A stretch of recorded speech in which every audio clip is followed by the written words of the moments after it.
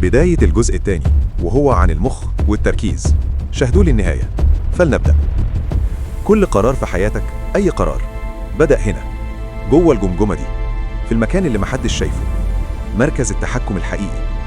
المخ مش مجرد عضو بيشغل جسمك، لا، ده غرفة القيادة. هنا الأوامر بتطلع، وهنا الاتجاهات بتتحدد.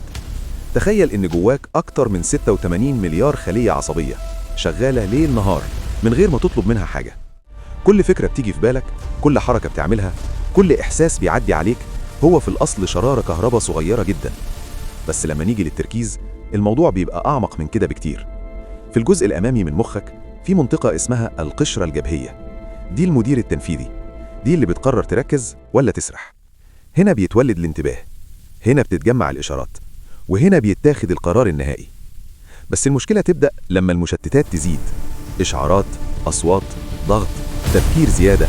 الإشارات العصبية تبدأ تدخل في بعض، تصطدم، تتلخبط. التركيز يقل واحدة واحدة، والإيقاع المنتظم يتحول لفوضى. ساعتها مخك يبدأ يستهلك طاقة أكتر، يحرق جلوكوز أكتر، يشتغل بجهد أعلى عشان يعوض الخلل.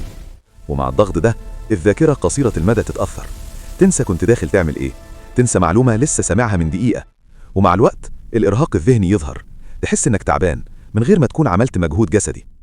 المخ مش ضعيف، هو قوي جدا. بس السؤال الحقيقي، هل أنت بتديله بيئة يخدمك فيها ولا سايبه في معركة مستمرة طول اليوم؟ التحكم مش في قوة مخك، التحكم في طريقة استخدامك ليه. استنوا الجزء الثالث، هيبقى تحليل قوي لجسمنا من الداخل. اعملوا اشتراك وفعلوا زر الجرس وانتظروا الجزء الجديد.